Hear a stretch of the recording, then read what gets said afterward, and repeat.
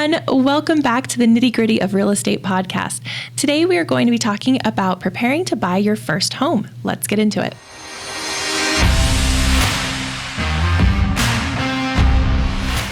I'm back today with Amanda Morton with a Mountain America Credit Union.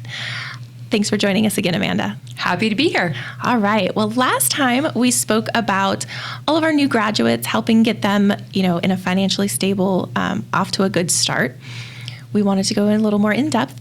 Once those graduates feel like it's time to buy a house, I will say the one thing I hear a lot of people say, especially, in that younger crowd is there's no way I can do it. It's, I have to have 20% down. I have to have all this money. I'll never save that much.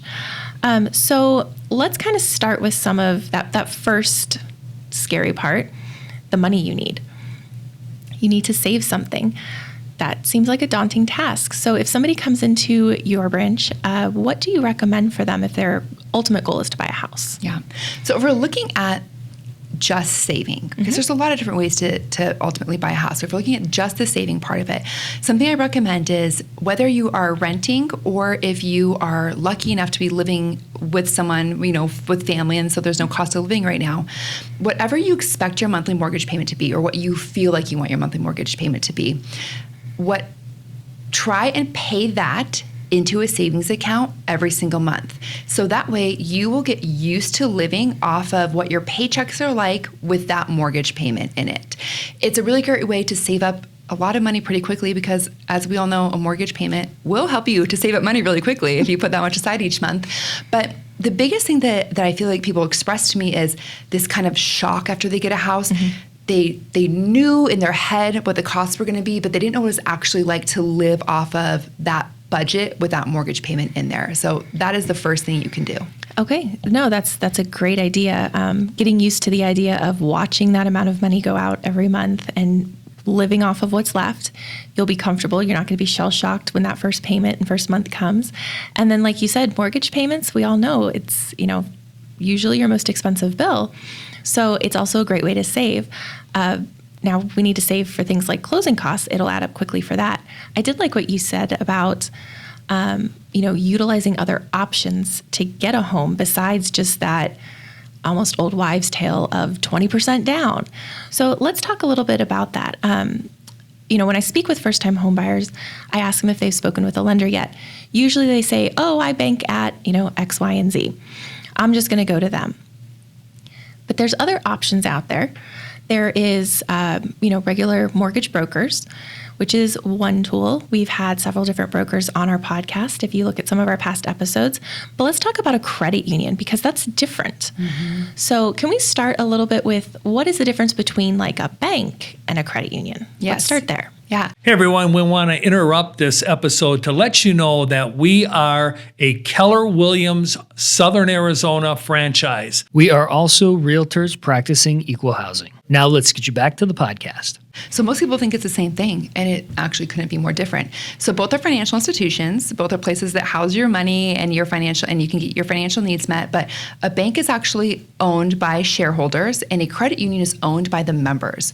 So a credit union is a not-for-profit, and a bank is a for-profit financial institution. So whenever a credit union income is brought in, it's put back to create a bigger and better credit union in some way. So whether it is putting the money into different loan programs, which is something that I would love for us to talk about, or putting money towards different savings yields, things like that. The money is going back into the membership somehow. So the profit is essentially going back and being used to the benefit of the members. And then you mentioned something about, other loan programs and things like that you wanted to talk about. So how are the loan programs going to be different than something they might find at your regular bank or mortgage broker? Yeah. So at credit unions, so specifically Mountain America where I work, we look to find ways that needs are not being met out in the community. So for example, with the mortgage product, if most recently we've seen the prices of houses has just gotten very high, right? And people have not been able to save up 20% of the cost of that house to get into it.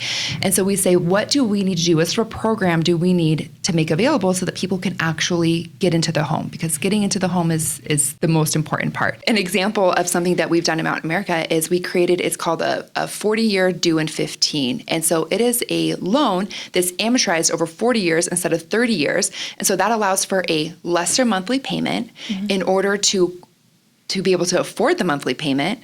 And it allows people, it's going to allow this huge segment of people to get into houses that haven't been able to get into them before.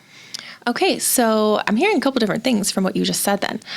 I'm hearing for those people who think that there aren't loan options for them, a credit union like Mountain America might be a great place to look, because there might be some unique products available and something might really fit their needs. And then you also have a new loan option coming out? That's right. All right. Well, that's great to know. We will have all of the contact information for that. If you would like to know if that loan product is available where you are, we'll have everything in our link below. You can reach out and Amanda can put you in touch with a loan officer who can explain everything to you, talk about if it's a good fit. All right. Well, thanks for joining us here today, Amanda. I really appreciate the time you spent and the information you provided to our viewers. And again, if anybody has any questions, we are happy to put you in touch with a local expert, or you are free to reach out to Amanda Morton and she can put you in touch with somebody in her area if you'd like to know any more about these unique options that a credit union has to offer.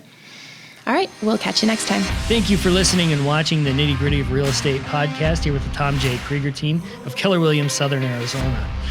If you are interested in buying a home, selling a home, or even investing in real estate, we have 5,000 agents across the country that we can connect you to. If you need any free resources, feel free to check out our website at www.thetjkteam.com. We hope you have a great day.